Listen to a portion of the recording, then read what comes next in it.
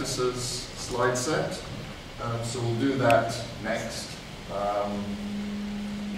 Also talked about IPv6 transition techniques. I only really just mentioned them on Tuesday when we were talking about IPv6. So I've got a set of slides here which we'll go through, which will look at some of the different v6 transition techniques and really where we are with v6 and what the future is looking like. It is kind of important, given we had the World v6 launch yesterday. Well, it still is happening today in parts of the US because it's still yesterday there.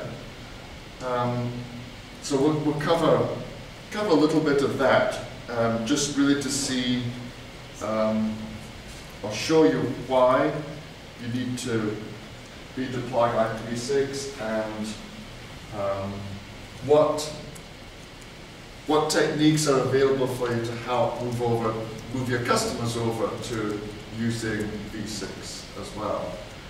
ISP backbone to use v6 is very simple. I mean, you've done it here in the workshop. So for an ISP network, adding in IPv6, it's so simple, it's not even interesting to discuss anymore. You've seen how to do it.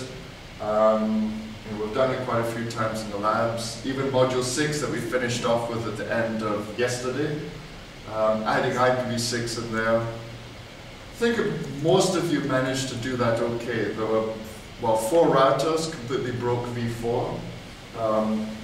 When you add v6 to a network, it doesn't impact v4 at all. So it's a bit strange that some of you had managed to change IPv4 configuration when the only thing you had to do was add IPv6. So anyway, but we'll come to that. So the first thing we'll look at are the BGP best practices, and then afterwards we'll look at some of the v6 transition techniques. So just recapping, so for configuring BGPs, these are the good practices for Cisco iOS.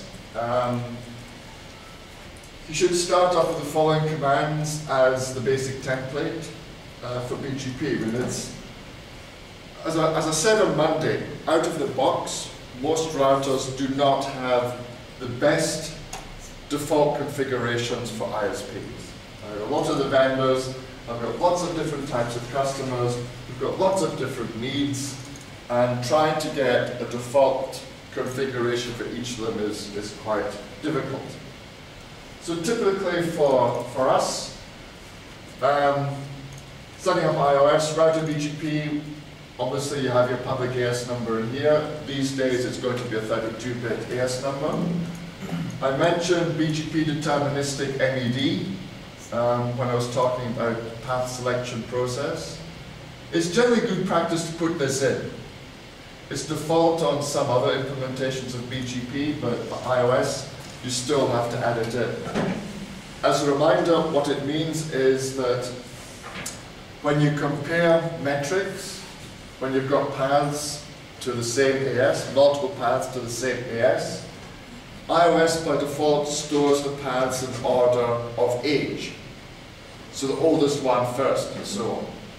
The problem is, if you do maintenance such that you lose the oldest path, when it comes back, it will be at the bottom of the list. So when the router does the comparison, it will get a different result for the best path. So that's not deterministic. So what deterministic MED does is make sure that the paths are all ordered the same way each time, no matter what sequence the links came up. And they're ordered by autonomous system, so when the router does best path comparison, it makes sure that it gets the same result. So that's what deterministic MED does. So if you've got more than one link to an ISP, make sure you do this.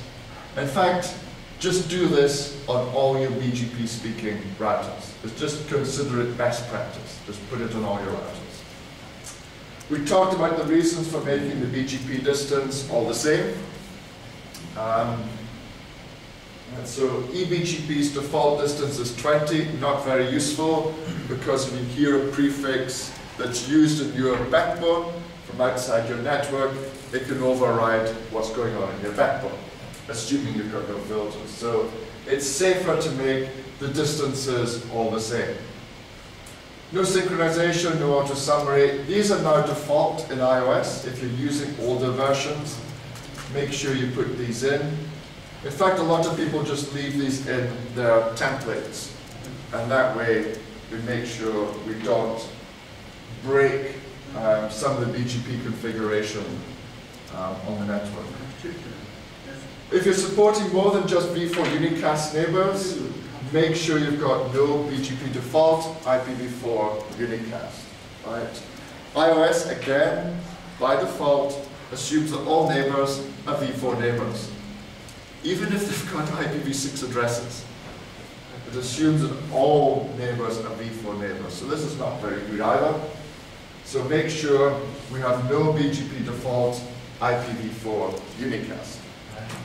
And with that, I mean, I think you'll be in pretty good shape. We've got most of these for the workshop. You know, when we're doing the dual stack, you know, we've got this, got distance, these are default, we'll put this in as well. So this is all quite all right. What else? This is the other major issue. BGP in Cisco iOS is permissive by default. So when we configure a BGP peering without using filters, it means that all best paths on the local router are passed to the neighbor. All routes announced by the neighbor are received by the local router. And this can be a disaster. And so when you set up a BGP session, all eBGP, external BGP, must have an inbound and an outbound filter. So make sure you have that. If you have an eBGP session without filters, you can end up with a major disaster. Right? These are all the major disasters that happen on the internet caused by ISPs not filtering. So make sure all your eBGP sessions have filters on them. Every other implementation of BGP, you have to put in a filter before any prefix is announced. It's just iOS that lets you away with nothing at all. So that's actually really bad, but that's just how it has happened. Okay? So that's the other thing that we need to be aware of. So when we go to Module 7, we'll do some examples of filtering in BGP. So we should get to Module 7 later on today. So we'll do some filtering. You see how the prefix filters work. You'll see how ASPath filters work as well. Okay, so what's BGP for? So we've got interior routing protocols, OSPF, ISIS. We're using ISIS here. Used for carrying infrastructure addresses. See, what we've carried in our ISIS for the workshop so far has been a loopback address and internal point-to-point links. And we've carried the external point-to-point links as well. That's all we put in there. We don't put our customers, we don't put aggregates, we don't put the internet routing table. We just put our point-to-point links in ISIS. Design goal, of course, is to minimize the number of prefix in ISIS. That's really to try and scale it and give it rapid convergence. So the way the shortest path first algorithms work is they're computing the possible routes to a destination. So the more routes we have, the more information we carry, we've got more computation to do. So if we only carry the necessary prefixes in ISIS, then we get a very quick SPF. And that's what we want. We want the network to converge very, very quickly if there's any failure in the infrastructure. Right, so design of ISIS or OSPF, count the loopbacks, count the point-to-point links, that should be it. In fact, some ISPs, on a per pop basis, they start using areas and so forth. They will do summarization on the areas. Suddenly when you get to the bigger networks, once you get into 1,000 prefixes in your IGP, ISPs start getting nervous and start doing summarization of the backbone links at the edges of the POPs. Because again, having more than 1,000 or so prefix really slows things down. And I've helped quite a few ISPs over the years who are carrying 15, 20,000 prefixes in ISIS or OSPF. And then they worry or wonder why, when a link breaks, the network is taking 10 or 15 minutes to converge. And it's simply because there are far too many prefixes there for the IGP to, or the router to work out the next best path. BGP, on the other hand, is used for carrying internet prefixes, customers, and of course, exchange routing information with other autonomous systems. So we have IBGP and we've got EBGP. IBGP used inside the network. We run a full mesh. All routers speaking BGP inside an autonomous system must talk to each other. As we saw yesterday, this doesn't scale, so what we do instead is use a route reflector. Core routers in the POP are the route reflectors.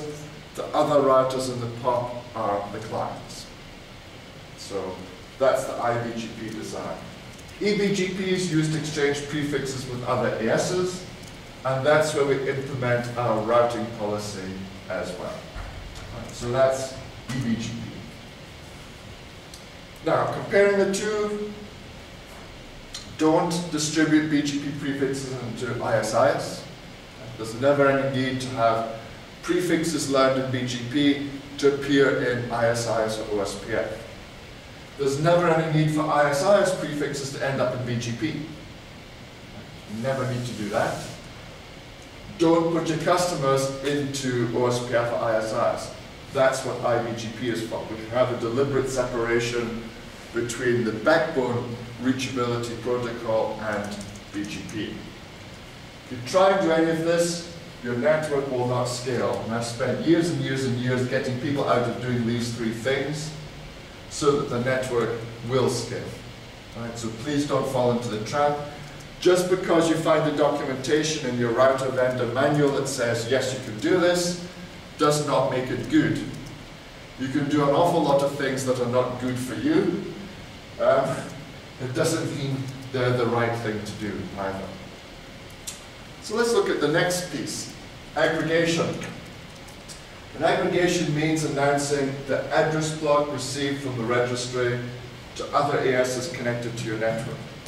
And that's what an aggregate is. It means taking all these little bits and pieces of address space.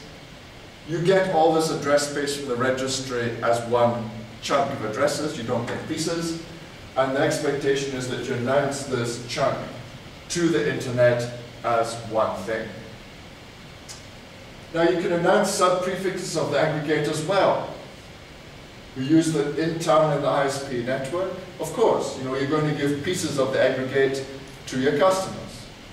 If you've got a /19, you might be giving 24s to your customer. So of course you're going to see lots and lots of little pieces running around inside your backbone. That's fine. That's what we expect. We're also going to use sub-prefixes for traffic engineering. And we'll start doing that this afternoon. There's a multi-roaming presentation, first one I will do. And that shows you how to use sub-prefixes of your aggregate for traffic engineering purposes, for load balancing. That's pretty much the only way you have of load balancing. Taking your address block and dividing it up into smaller pieces for traffic engineering. Of course, there's still a lot of folks who are thinking about Class Cs. Class Cs disappeared in 1994, but people still talk about this. You go into South Asia especially, it's really bad there. ISPs get address blocks from the registry and just announce them as lots and lots and lots and lots of 24s. I've got some examples coming up where you'll see how bad it is. This is not good for the internet. It just annoys some of the bigger ISPs. In fact, some of the bigger ISPs filter these announcements coming from these other providers who have no idea what to do. And the sad thing is, the same thing is happening for /48s with an IPv6.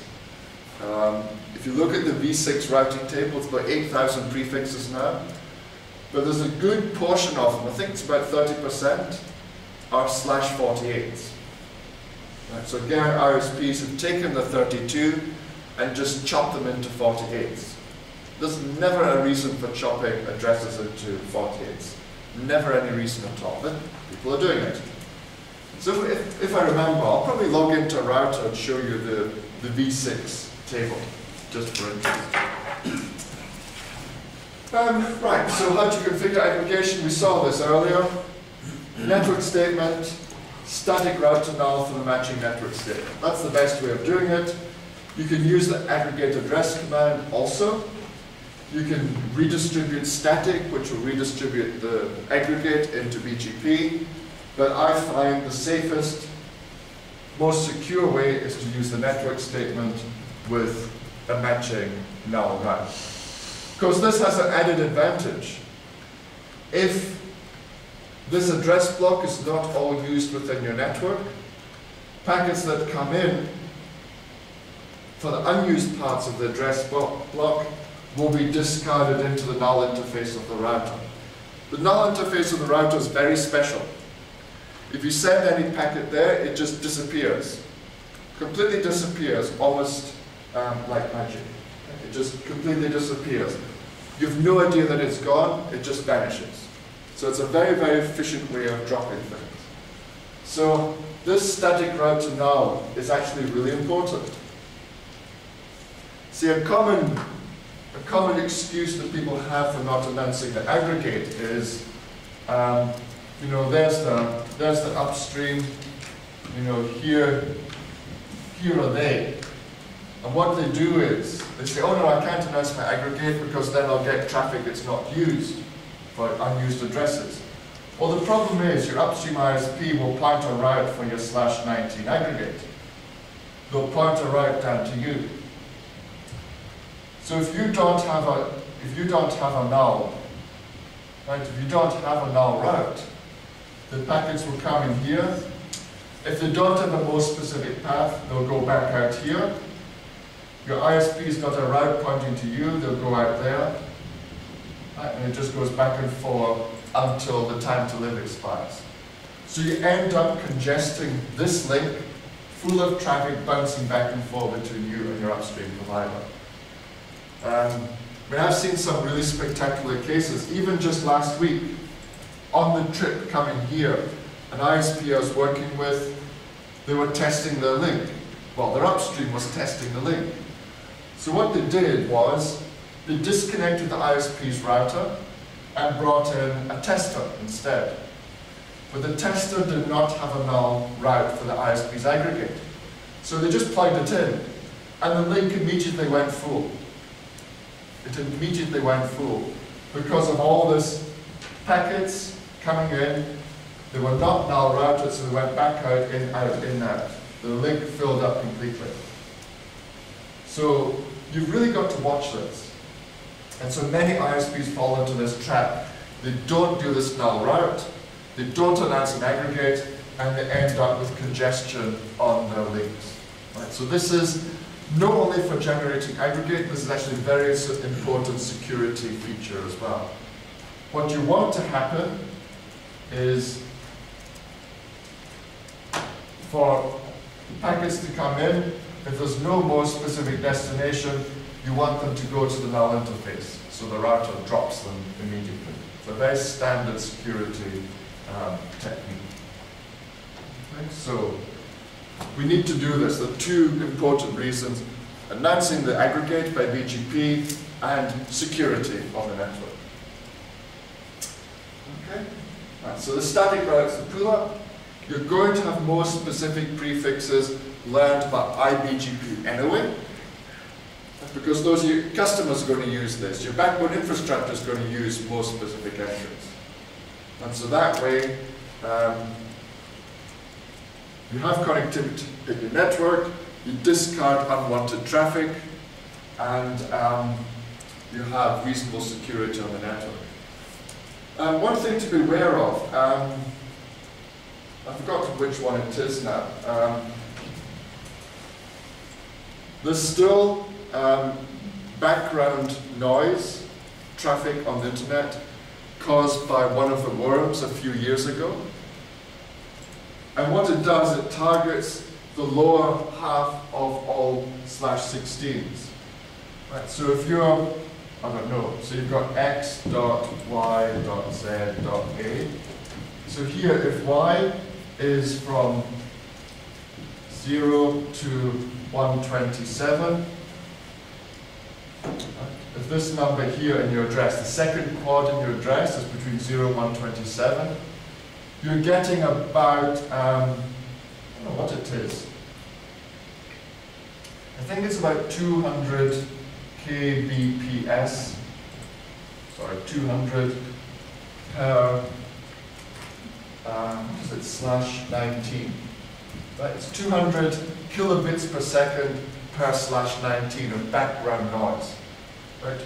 If you're in your v4 address space, if this second number is between 0 and 127, right, you get about 200 kbits per second per /19. So if you've got, well, a /16, that's going to be what? 2, 4, 8 times. It's going to be about 1.5 megabits per second if you have a /16 of just noise. Nothing you can do about it. So if you don't have proper route like this for your aggregate, this 1.5 megabit per second background noise will oscillate back and forth. Time to live's, what, 30 hops? So it'll go back and forth, worst case, 15 times. So your 1.5 megabits becomes, again, quick arithmetic, 15 times, it becomes 23 megabits per second on this link here. So this link here is 45 megabits, half goes to noise or junk. Okay, so you need to be very aware of this. There's nothing you can do about it. I think it's a slammer worm that caused this. I think it's still, I mean, even though it was a few years ago, there's still many, many systems that are infected by it. And it's a background noise. Second digit in your v4 address is between 0 and 127. That's what you get. So you have to be very aware of that. That was just a boring aside, but just be aware of it. Now, you should announce the address block to the internet as an aggregate. That's very important. We'll see that when we do the multi-homing presentation this afternoon. If you don't announce an aggregate, it becomes very, very difficult to do multi-homing. It's very difficult. It's not impossible, but it becomes very hard. The ISPs who have the biggest problems multi-homing are the ones who don't announce the aggregate. It's very, very difficult to do it. Your aggregate, make sure that you have redundancy if you have a link failure. It says, see BGP multi-homing presentations. I'll do the first one this afternoon. Right, before we finish, so after the tea break this afternoon, I'll do the first multi-homing presentation. And you'll see, it's all about announcing aggregate, announcing aggregate, announcing aggregate. We have to do that. Generate the aggregate internally, not on the border routers. I mean, this is just a very small throwaway statement, but this is very important as well. And again, I'll just draw you some pictures, and I'll talk about this again tomorrow, maybe. This afternoon, who knows, might be tomorrow. See how the time goes.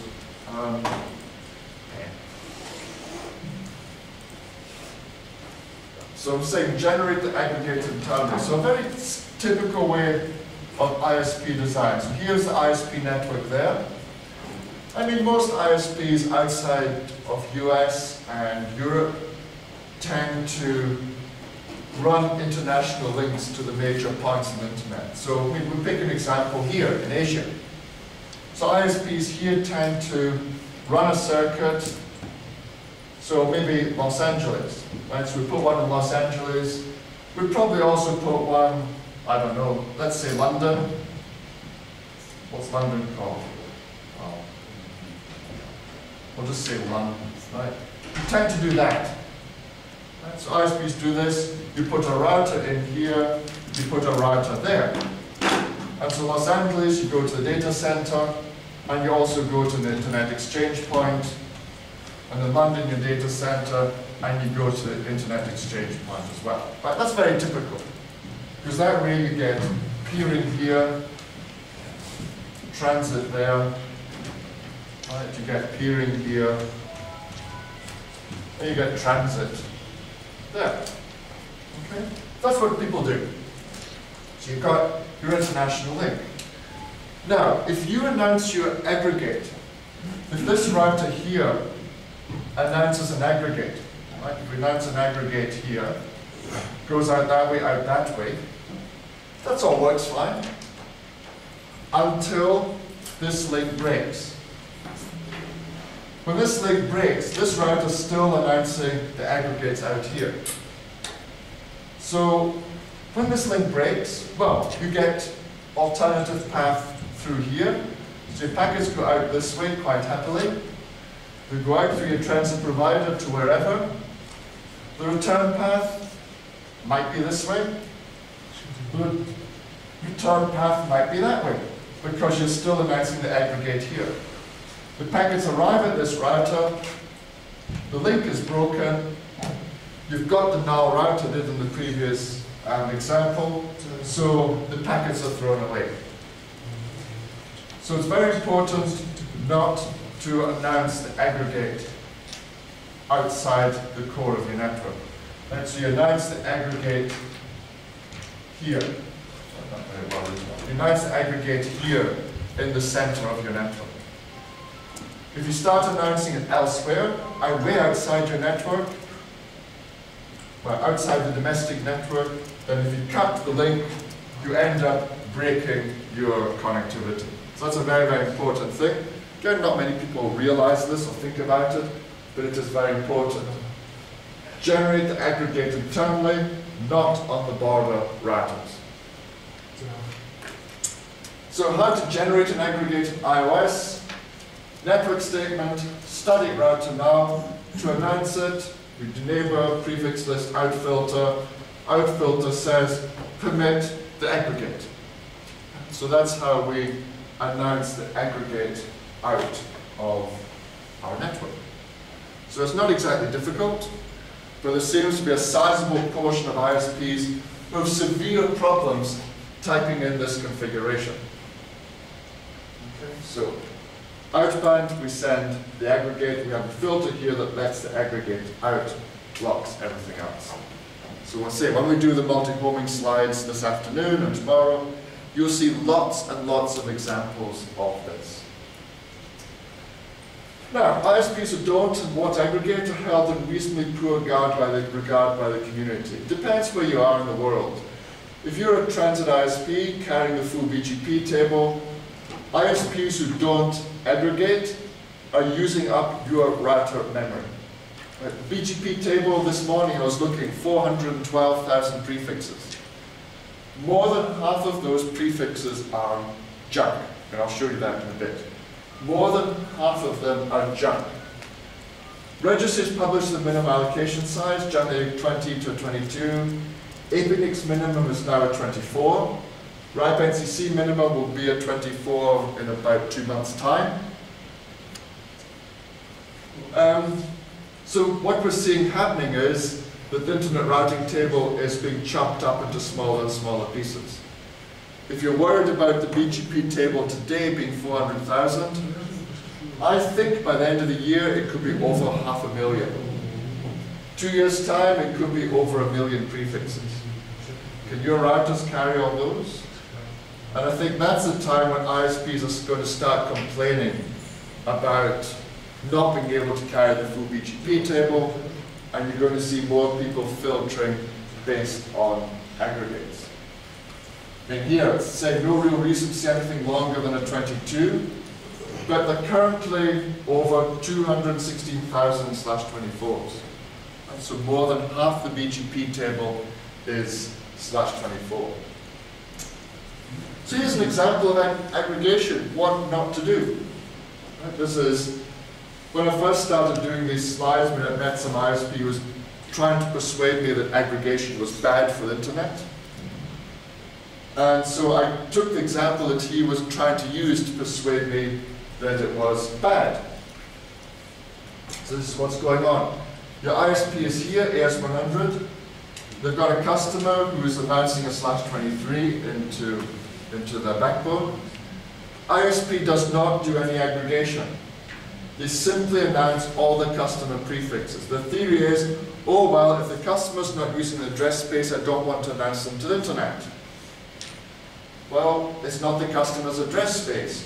It's actually your address space you have loaned it to the customer for using for internet access. So announcing bits and pieces is not really the customer's business. But this is what goes wrong. Have a look at this. The customer link goes down. /23 network becomes unreachable. Okay. That's normal. Customer link goes down, the circuit might break. They might switch the router off when they go home in the evening. It's all reasonable things to do.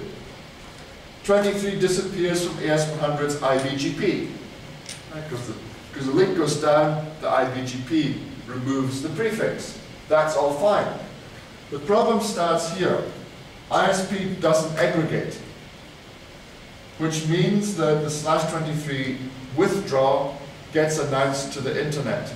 All 42,000 autonomous systems and routers that carry the full BGP table see this withdraw. And remember I was talking, was it yesterday, about, yes, BGP scaling, first thing yesterday. When I was saying, oh, BGP flat damping, don't do it because it's bad. And the reason it's bad is because BGP updates have different transit time through the network. Well, this withdrawal starts rippling through the internet. And it all goes at different speeds. So even if you withdraw one prefix, many routers will see the withdrawal 10, 15, 20 times. So it creates a huge amount of noise on the internet just by withdrawing one prefix. I'll show you some examples later. It's an added load on all the backbone routers because they've got to do best path selection, remove the prefix, and all the rest. It has a very big impact. It's a bit like, well, I don't know, I said yesterday, just taking a breath of air and it creates a storm at the other side of the country. That's the sort of analogy. Customer link returns. The /23 network is now visible to the ISP, put back into IBGP, re-announced to all the peers, again, because we don't aggregate. And this announcement starts rippling through the internet the same way. Best path selection, we see many announcers, withdrawals, change in paths, right flat damping, as the prefix is put back into the BGP table. So it may take 10 or 20 minutes or more for the prefix to actually properly reappear. It's a bit like when you come home at night, switch on the lights in the house, and nothing really works, or maybe they flicker once or twice. Or if you try to switch on the cooker to make something to eat, and it doesn't really start working for about 20 minutes. Or if you switch on your mobile phone, and nothing works for 20 minutes. Well, if your mobile phone didn't work for 20 minutes after switching it on, you'd be phoning your mobile phone company and complaining, wouldn't you? But for some reason, when a customer switches on the internet and it doesn't work, they can just say, oh, well, it doesn't matter, I'll try again later. Doesn't make much sense. Internet service provision is like any other service provision. You need to provide a service. And so doing this does not provide a service. So that's why I say at the bottom here, where is the quality of service? There isn't any. There's none whatsoever. And this is the problem I was telling you about going to some parts of South Asia, some parts of Africa, and so forth. ISPs don't aggregate, and so the internet is just, it's useless. It's almost unusable because the quality is so bad. It is so, so bad. Because ISPs just ignore this. This is a bad way of running things on the network. Whereas what you should be doing is something like this. You have your aggregate, you announce your aggregate out to the internet. So that your customer sub-prefix is only visible inside your AS. The rest of the world only sees the aggregate. So in this case, when the custom link goes down, again the 23 becomes unreachable, withdrawn from the IBGP, all fine and good. Because we announced the aggregate, Internet doesn't care. Internet does not see your customer switching off. So going back to mobile phone, it's like if you switched off your mobile phone and it shut down the worldwide mobile network. That's not very clever, is it? But why do ISPs think it's okay for the internet? Right, so that's the aggregate. No BGP holdout problems, no leaking of this 23, no problems, no issues whatsoever. When the customer link returns, the 23 network is visible again, 23 is re-injected into AS100's IBGP, the whole internet becomes visible immediately. So the customer has a proper quality of service perception. So this is really how you want to do it. This is why announcing an aggregate is actually very, very important. So the good example is what people should be doing. It adds to the stability of the network, reduces size of the routing table, reduces routing churn, and it makes the quality of service on the internet better for everyone. The routers are not wasting their time doing routing table updates. They're actually dealing with everything else we need to be doing. But there's still far too many cases of the bad example, and I really have no idea why. I mean, is it lack of knowledge, lack of workshops, people just being lazy, people don't care? Probably because there are no sanctions for people being bad. ISP being bad, there are no sanctions, they don't suffer, so they think they can just get away with it. Right? Many ISPs don't understand the importance of separating IBGP and EBGP.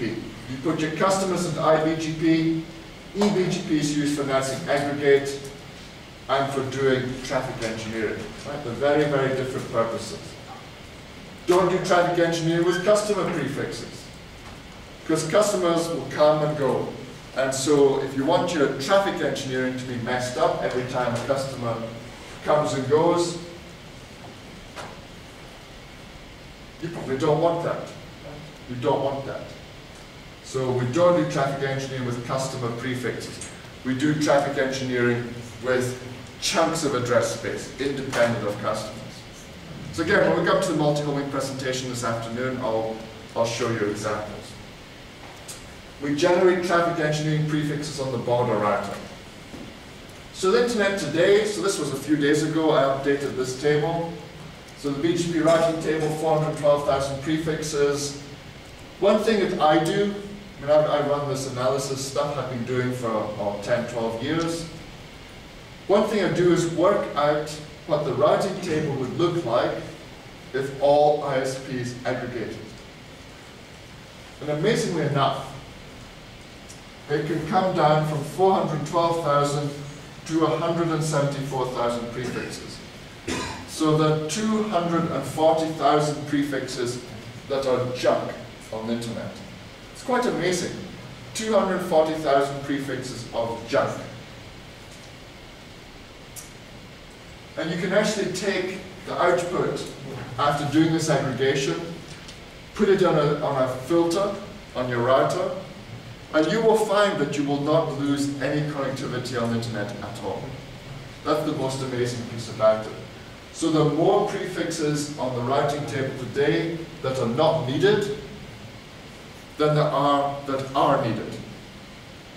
Right? So there's more, it's getting on for almost 70% of the BGP table today. If you've got the full BGP feed on your router, almost 70% of the prefixes are junk. Unique prefixes on the internet, about 200,000. Prefix is smaller than the minimum allocation made by registry, 175,000. /24s, 215,000/24s. So the internet is gradually heading towards 24s. And yeah, there were 41,000 autonomous systems in use. Again, it depends where you look. This is my view in Japan. Other parts of the world you see more ASs, but that was the view there. So efforts to improve aggregation, well, there was the CIDR report, and that's still running. Tony Bates started it in 1994 when he was at the RIPE NCC. Or around about then, he was just leaving RIPE NCC, going to Internet MCI. But what this was doing was looking at the BGP table to work out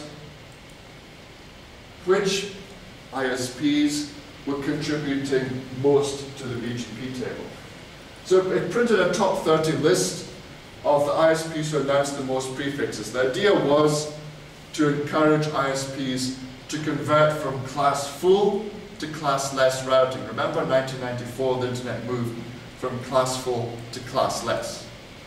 So the CIDR report was there to encourage people to move over. And it had some level of success. By the time it got to the late 90s, ISPs were using the CIDR report for marketing. They're saying, oh, look, you know, we're in the top 30 of the CIDR report. We're the big, good ISP. When in fact, no, being in the top 30 means you're the worst ISP. So, but marketing, people didn't care then. Marketing saw it as a good thing. It's emailed to most of the operations lists around the world. So in our part here in Asia, we've got the APOPs mailing list. So the CIDR report is sent there. The RIPE Routing Working Group, I mentioned them yesterday.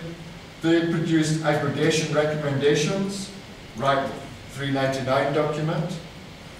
Again, pretty much saying what this presentation is saying. Make sure you announce your aggregate. Only announce sub-prefixes for traffic engineering purposes. But anyway, those were the efforts. CIDR report also computes the size of the routing table. The website lets you do searches and computations based on your autonomous system. So you can actually go to the bottom of the CIDR report homepage, put your AS number in there, and it will tell you what you're doing, what you can aggregate, how you can improve things. So if we look at the web page, well, this was it. Yeah, 1st of June I was putting the update here. So 1st of June, 415,000 prefixes. After aggregation, 242,000. The view is taken from a different place, from my view. So the aggregation that Jeff gets is not as good as what I can get. But so you can see the size of the BGP table. Number of autonomous systems, he sees about 100 more than I do. What else does it show? Here's some of the aggregation suggestions. So I've just picked some random ASs. I've picked Bell South. And so here's some things here. They're announcing their aggregate, the /12, but then they're announcing all these smaller prefixes, all the way down to a /24. In fact, Bell South is the #2 worst offender in the world. It's American ISP.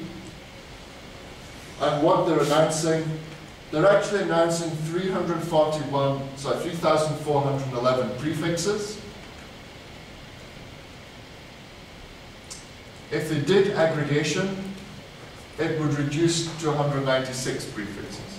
So obviously the marketing department runs their routers, because any engineer who's running this would be very embarrassed. It just shows a massive level of incompetence. Right? 3,200 prefixes of no use whatsoever to the internet. If they did aggregation, it would be down to just 196. Here's another one, Covad. Another American, this is a cable provider. Look what they're announcing, 2424. There's no aggregate at all. If you're a customer of Covad, you sit in the bad example that I showed earlier. If this address disappears, well, not that one, But say, where are the coverings? Well, there were some here. Anyway, if any of these addresses disappear, there's no covering aggregate, and, well, for example, this one, 64.81.70/24, that disappears, no covering aggregate. Your internet quality of service on that connection will be mostly rubbish. Now, if you look at Covert announcing 2092 prefixes, if they did aggregation, it would end up being down at 706. So again, wasting the internet routing table to the tune of 1,386 prefixes. So you can go to the site report, put your AS number in, and it will show you what you're doing or not doing. Now, the size of the routing table, some people aren't worried about it. They say, oh, well, 410,000 prefixes, not a problem. My vendor tells me that my router will carry 1 million prefixes. Well, that's fine maybe for you at the edge of the internet. But the ISPs, like the tier 1s, who carry multiple copies of the full BGP table, and they're already running into serious problems. Routers have 4 gigabytes of memory, and the routers are almost already full, just carrying BGP routes. And the other issue is the convergence of the routing system. The more prefixes there are, the longer it takes for the CPU to process all these prefixes. BGP updates take longer to deal with, and it just generally slows everything down. I mean, any of you who've got full BGP table at the moment, you know how long it takes. If a link goes down, how long it takes your router to reconverge on the backup path. It doesn't happen like that. It takes a minute or 2 or 5 or even 10, depending on your connectivity. So another thing that Jeff does is the BGP instability report. And it looks at the instability of the internet. In other words, the prefix updates that are arriving on his router. So here we go. So number 1, 192,000 updates in the last 7 days. So these people here are causing 8.5% of all the updates that your router is seeing. And this is actually the US military, right? Air Force, right? The 754th Electronic Systems Group. Who knows what they're doing? Probably something really dodgy, but they're causing 8.5% of all the BGP update traffic on the internet. To give you a clue, 10,000 updates in 7 days is 1 update a minute. So 192,000, well, that's 20 times as much. That's 1 update every 3 seconds.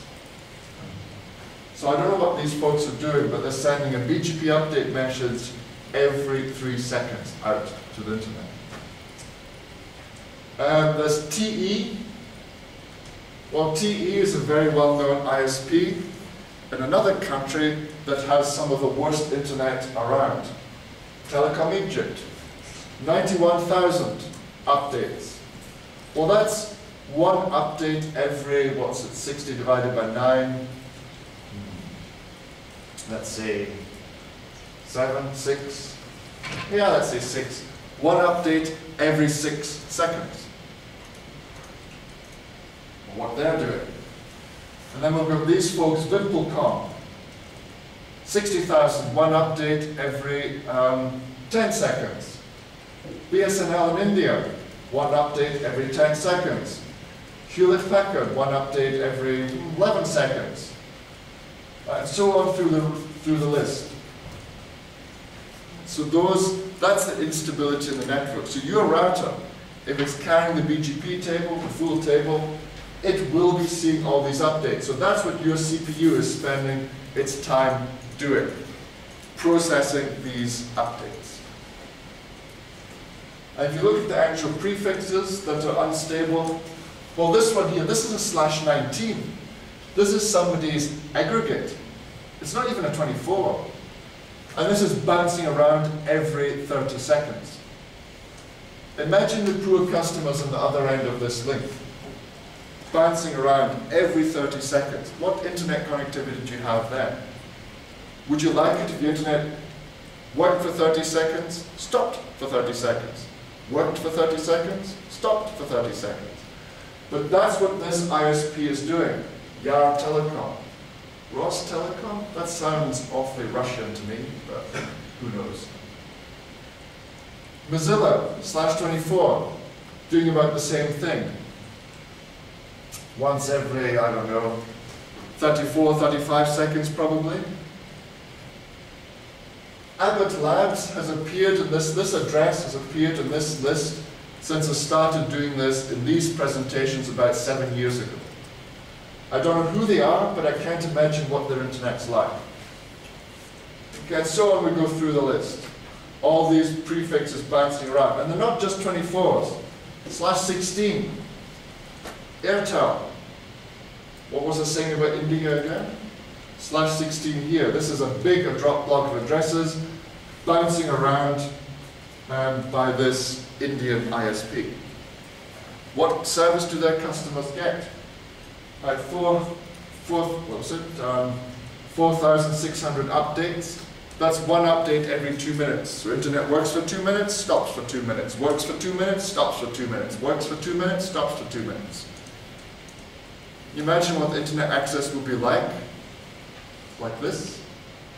But apparently this is good. I don't know, I don't understand it. You know, anybody appearing anywhere on this list should be really embarrassed. It just shows they have no idea how to run their network.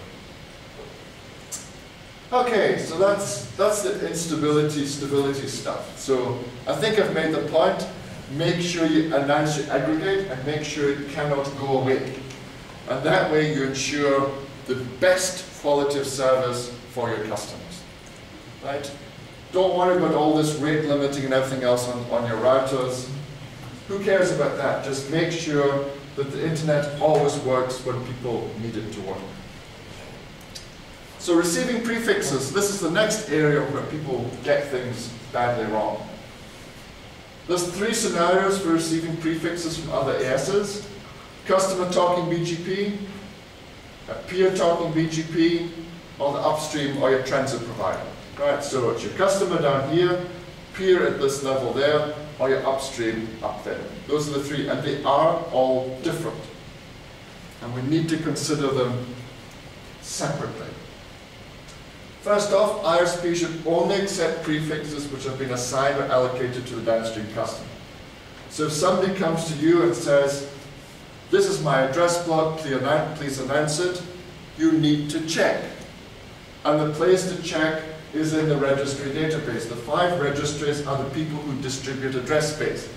Every single delegation is recorded there. Whether it's an allocation or an assignment, it's recorded there.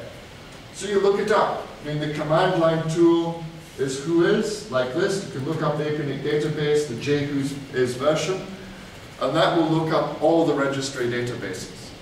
Or the APNIC website, if you go to my APNIC, there's a web interface to do whois lookups as well. So if somebody comes with an address block, check that it is theirs. Especially now when we have IPv4 runout. Because more ISPs are trying to get v4 address space from other places. So, if they just decide to use somebody else's address space illegally, and if you start announcing it, you end up in bad difficulty with the ISP who is legitimately announcing the address space. So you need to check. Only announce address space if the customer is entitled to announce it.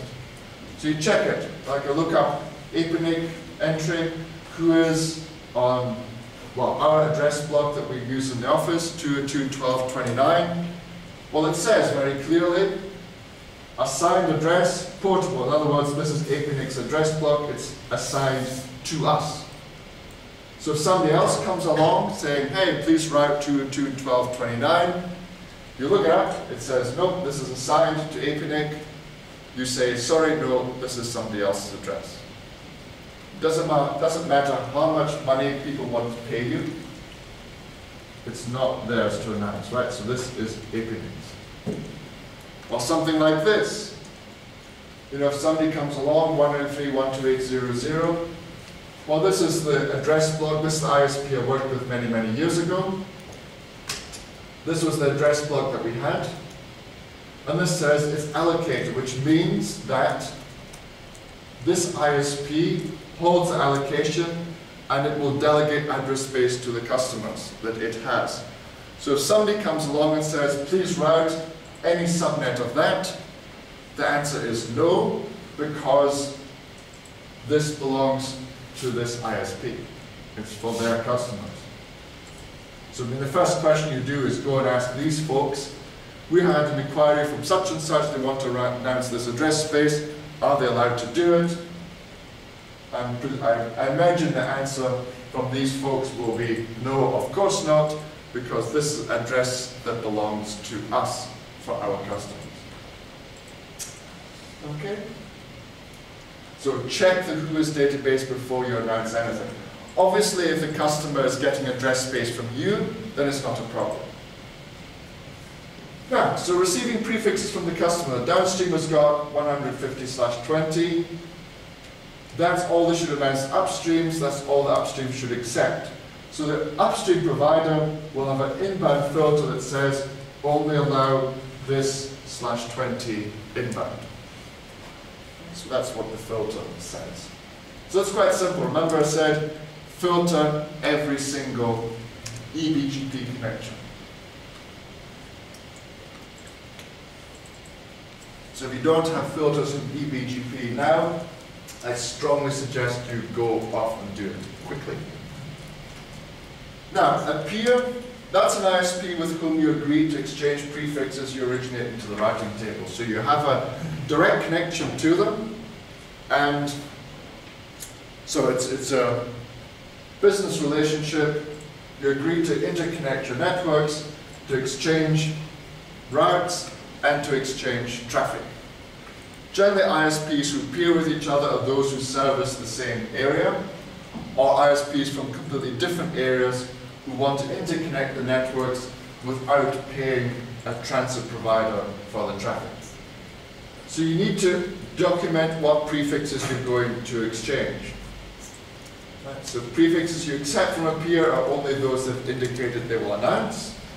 Prefixes you announce are only those that you've indicated you will announce. So agreeing what each will announce to the other can be email documentation, paper documentation. You rely on ongoing updates after that, whatever. Or you can use the Internet Routing Registry. Some ISPs use that so that they can automate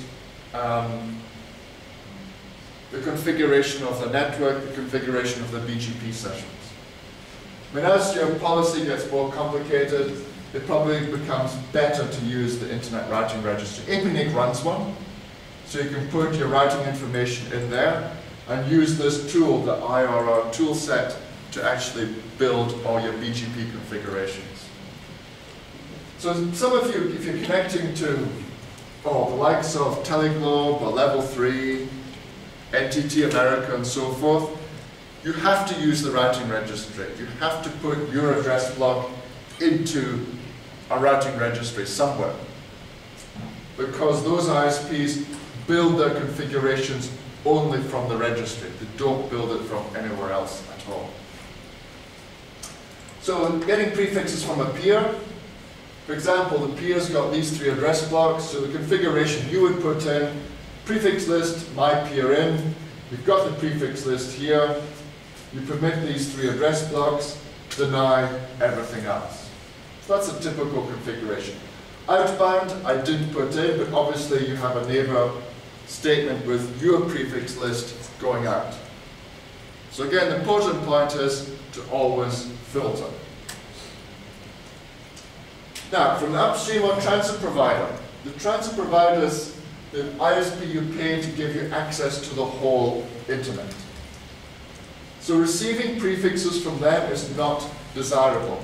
you really want to avoid getting the full BGP table unless you're a transit provider. If you're providing transit, so you're doing in the transit business to other autonomous systems, then unfortunately you do need to carry the full BGP table. Carrying the full BGP table is hard work. It's not a badge of honor, it's actually hard work. It's much easier to run sparse routing. I'll talk about this in the 2 multi-homing presentations. Well, the second one tomorrow, I'll talk about why carrying full BGP table is bad. Okay? Now, so what you can do instead is ask the transit provider to get you a default route. Default route is the same as saying the whole internet. It's exactly the same as saying the whole internet. Or you can get them to announce a prefix that you can use as default, that type of thing. Right? So there are many other strategies rather than just carrying the full BGP table. As I was saying, if your link goes down, you're carrying the full BGP table, it can probably take 5–10 minutes for the router or your network to converge on the backup path. And that 5 minutes means instability for your customers. Not outage, but it means instability. Some sites are not reachable, other sites slow down. So you really want to try and avoid carrying the full BGP table if you at all can. So receiving prefixes from the upstream or the transit provider. As I was saying, you've got an in filter. So here we get the default from the upstream provider. Out filter, we send just our address plot. So that's very simple. And of course the upstream provider, here they originate a default route towards you.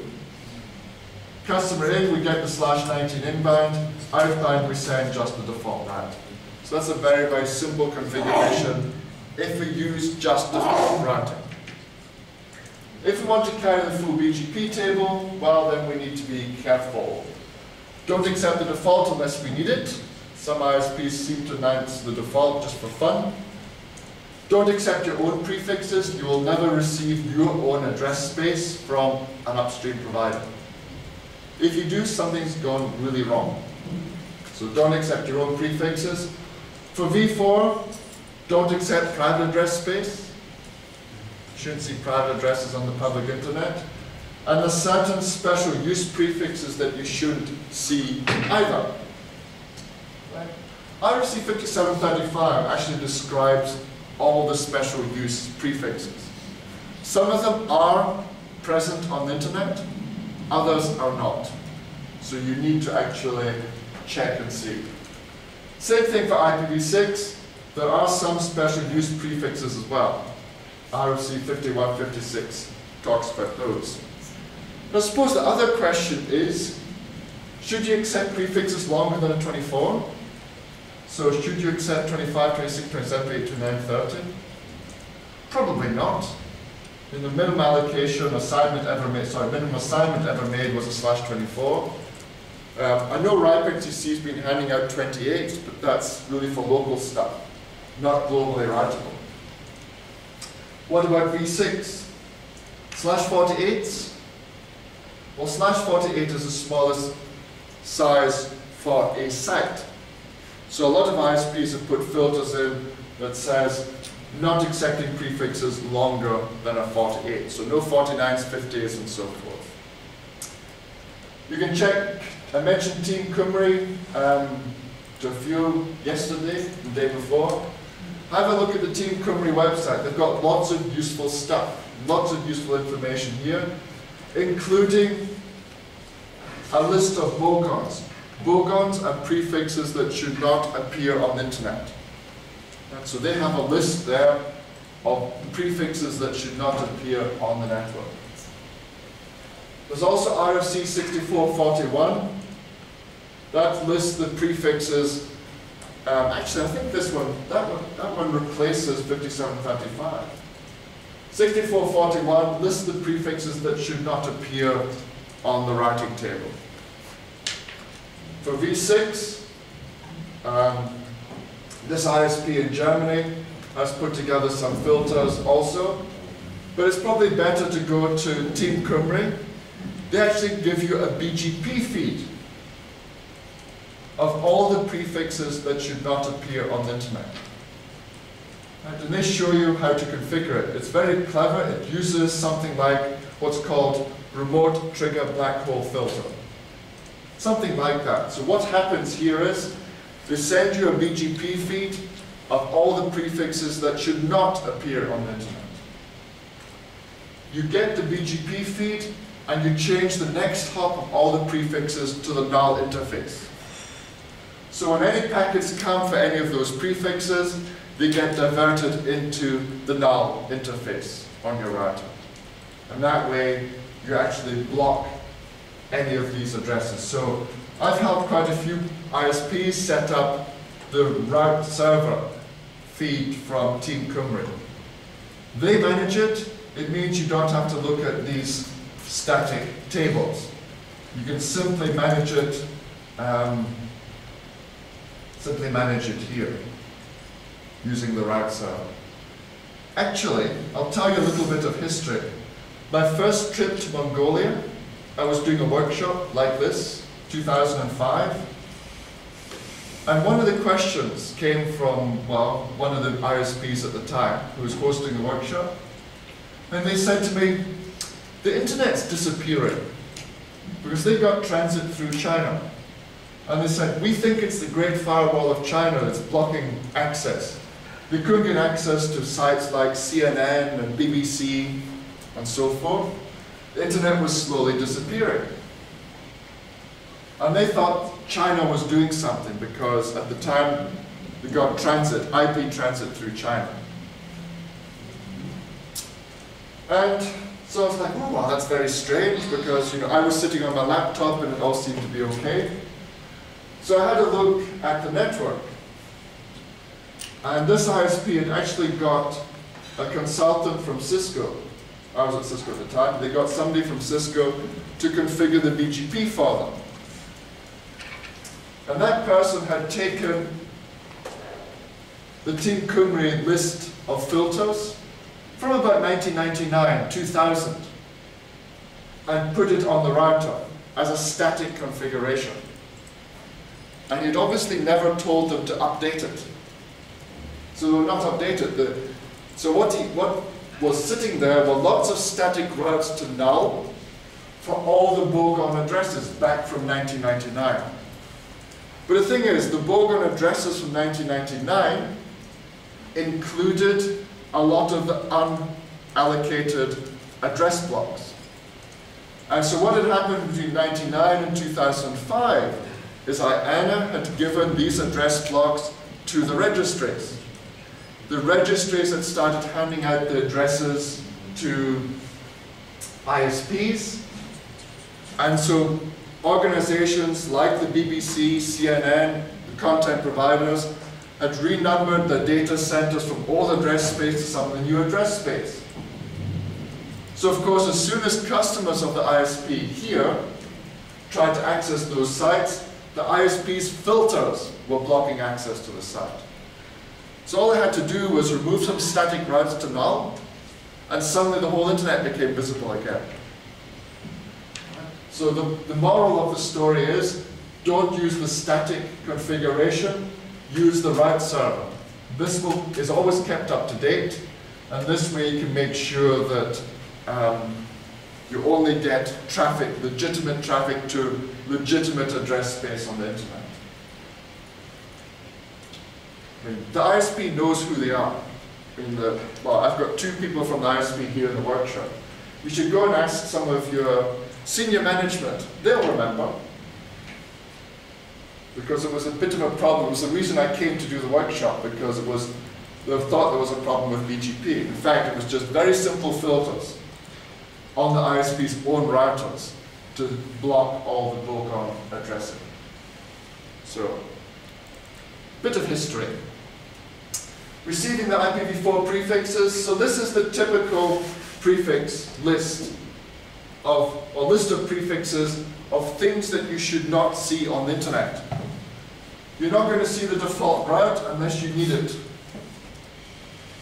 You won't see network 0, special use. Network 10, private address. Network 164, this is the RFC 6598 shared address. You're not going to see that on the public internet. The shared address is used for ISPs deploying carrier-grade nets. We'll talk about that later. You're not going to see your own address space, right? This is the ISP's own address, so make sure you include that in any filters. You're not going to see the loopback network. 169.254, that's the auto-configuration address. So when you plug your device, your laptop, into a network, there's no DHCP server, your laptop will auto-configure an address randomly. And that way you can talk on a local network without having a DHCP server. RFC 1918, 172.16 address space. We've got the test network 192.02. RFC 1918, 192.168. We've got a benchmarking address block here, used by benchmarking, IPv4 benchmark testing. 198.51, another v4 test network. 203.0113/24, another test network. Multicast, 2 to 4 and above. It's also, it's not only multicast, it's also Class E, experimental address space. We deny prefixes greater than 24s. Don't forget the last line permitting everything else. So this is the static filter. This is actually the RFC 6441 filter, right there.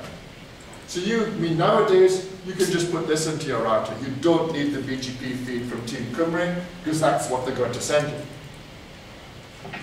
So you can either put that in statically, so you get the full BGP feed, this is what your filter should be. And if you're getting the full BGP feed, this is your filter. Right? Don't leave it blank, because if people start announcing this stuff to you, you might have problems.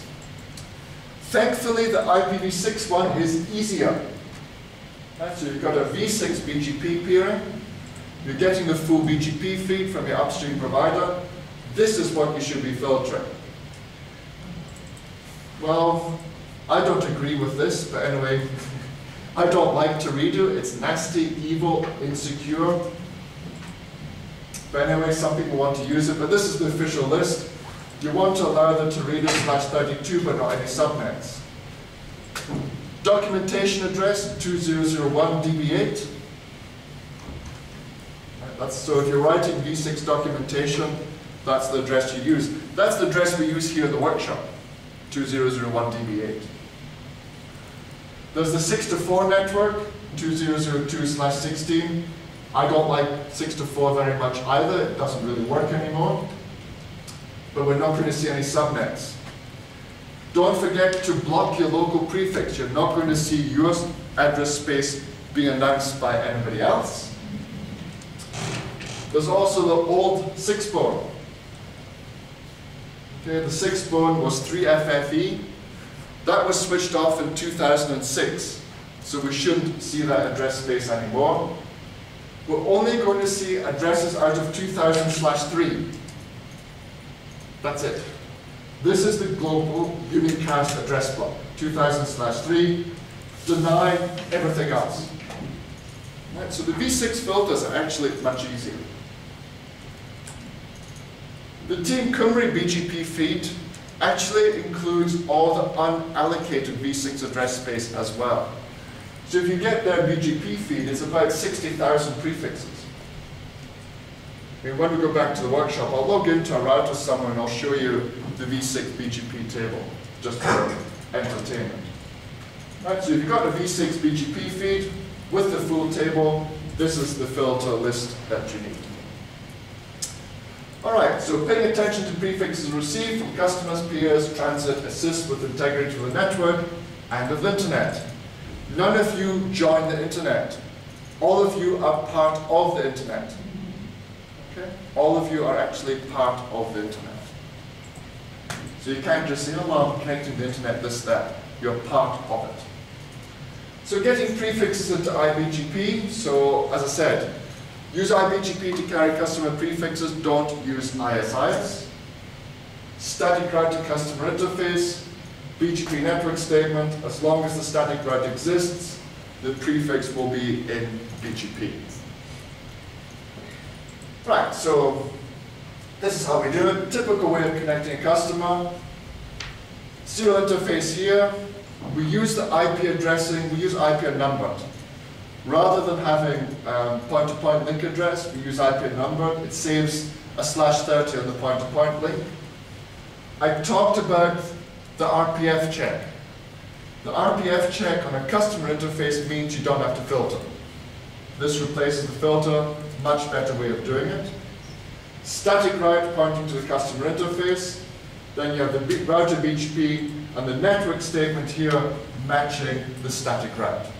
So this is the classic standard way of putting customer prefixes into BGP.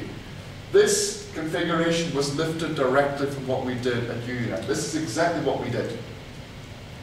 All I did was change the addresses. So when I started doing these slides in 1998, the configuration example came straight out of my UUNet configurations. One issue, if an interface flaps, it means the prefix will come out, will be taken out of BGP. If this interface goes down, this static route disappears. The static route disappears, the network statement no longer works. So the prefix disappears from BGP. Some people don't like that, so the quick fix is to use this permanent keyword. And that means the prefix will always be in the routing table, even if the interface goes down. So that's quite a good thing to add in. That configuration appeared in about 1996, and that helped us with our BGP, because before that, if a customer went down, prefix withdraw, and it would take CPU load on the router. We added in all the permanent keywords after that, and then even if the interface went down, the prefix was still in BGP and it was still stable. Some people use redistribute static. I mean, as you get more and more customers on the router, you end up typing in more and more network statements. It doesn't scale very well, so redistribute static then solves that. Redistribute static through a filter. And the filter says, where's the filter? Right back. Match the custom ISP address block. The ISP address block is defined here. So the ISP's address block is the /22. And this says as long as the prefix is out of the ISP's block, we can redistribute it into BGP. This way we avoid accidents happening. You don't want to redistribute static without a filter. If you miss out the filter, it means that every single prefix will go into BGP. And that might not be good. You know, if you're doing private address space or anything else, you could end up announcing this to the world. And that would not be good. Right, so the route map can be used for several things, setting BGP communities, attributes, origins, and so forth. We'll show you more of that in the multi-homing presentation. Be careful with the prefix list and the route maps, because if you miss them out, it means that all statically routed prefixes go into BGP. Okay, so we've covered when to use BGP, when to use ISIS and OSPF. We've covered aggregation, why it's important, how to receive prefixes, how to do all our filtering, and how to get prefixes into BGP. So this has really all been about the best practices in BGP. Okay. So, I think now is a good time to have a tea break.